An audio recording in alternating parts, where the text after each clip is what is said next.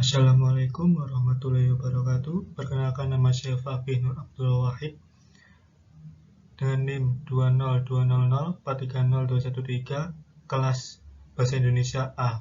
Akan mempresentasikan tentang kalimat efektif. Untuk struktur pembahasan, kalimat efektif dibagi menjadi 5, yaitu definisi, ciri-ciri, pemilihan kata, perangkaian kalimat, dan penataan kalimat.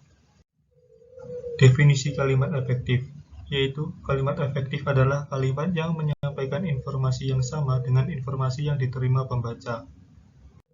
Untuk ciri-ciri kalimat efektif terbagi menjadi 11. Yang pertama yaitu kesatuan gagasan. Kalimat efektif hanya mengandung satu kesatuan gagasan yang mengandung satu ide pokok. Yang kedua, dikatakan memiliki kesatuan gagasan apabila subjek, predikat, dan unsur-unsur lainnya saling mendukung dan membentuk kesatuan tunggal. Lalu yang kedua ada kesepadanan, yaitu keseimbangan pikiran atau gagasan dengan struktur kalimat. Untuk menghasilkan kalimat yang mengandung kesepadanan, ada 5 hal yang harus diperhatikan, yaitu yang pertama, kalimat harus memiliki subjek dan predikat yang jelas. Lalu kata depan tidak berada di depan subjek. Lalu konjungsi intrakalimat tidak dipakai di dalam kalimat tunggal. Yang keempat yaitu predikat tidak didahului konjungsi yang. Dan yang terakhir, subjek tidak ganda. Untuk ciri-ciri yang ketiga yaitu keparalelan, yaitu penggunaan bentuk-bentuk bahasa atau konstruksi bahasa yang sama dalam susunan serial. Dapat juga dikatakan sebagai kesejajaran pengungkapan ide-ide dalam suatu kalimat. Yang keempat yaitu kehematan, yaitu menggunakan kata secara efisien dan tidak berlebihan, sehingga setiap kata yang digunakan memiliki fungsi yang jelas. Kehematan dapat ditempuh dengan 5 cara, yaitu yang pertama ada menghindari pengulangan subjek kalimat, selanjutnya ada menghindari kata hari, tanggal, bulan, dan tahun. Selanjutnya ada menghindari pemakaian hipernim. Lalu yang keempat yaitu menghindari pemakaian kata penghubung yang berlebihan, dan yang terakhir yaitu menghindari pemakaian kata yang berlebihan. Selanjutnya, ciri-ciri yang kelima yaitu kelogisan, yaitu suatu kalimat dianggap logis apabila kalimat itu mengandung makna yang diterima akal sehat kalimat itu. Kalimat itu bermakna sesuai kaidah-kaidah nalar secara umum. Yang keenam yaitu kecermatan. Kalimat efektif ditulis secara cermat, tepat dalam diksi sehingga tidak menimbulkan tafsir ganda. Penempatan unsur-unsur kalimat yang tepat akan membantu pembaca untuk memahami makna kalimat secara jelas tanpa menimbulkan tafsir ganda. Ciri-ciri yang ketujuh yaitu kebervariasian. Untuk membuat kalimat yang tidak monoton dan menjemukkan, diperlukan adanya variasi. Kevariasian dapat ditempuh dengan berbagai cara berikut. Yang pertama ada variasi dalam pembukaan kalimat, yaitu variasi keterangan tempat atau keterangan waktu diletakkan di awal kalimat, dan penggunaan frasa verbal dan penempatan klausa anak kalimat. Yang kedua yaitu variasi penggunaan kata contoh. Pembicaraan itu membicarakan kenakalan mahasiswa, menjadi pembicaraan itu membahas kenakalan mahasiswa, yang mana penggunaan kata dari monoton menjadi variasi.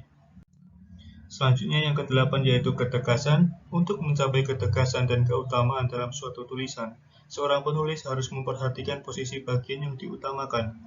Hal itu dapat ditempuh dengan 1. Meletakkan bagian yang penting pada awal kalimat. 2. Mengurutkan kata secara bertahap. 3. Mempertentangkan ide yang ditonjolkan. 4. Menggunakan partikel penekanan. 5. Mengulang gagasan yang penting. 9. Yaitu ketepatan. Setiap kata yang digunakan perlu dipilih secara tepat dan cermat, sehingga dapat mewakili tujuan, maksud, dan atau pesan penulis.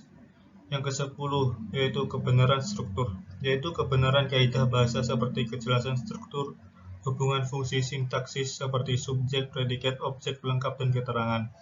Lalu ciri-ciri yang terakhir yaitu keringkasan.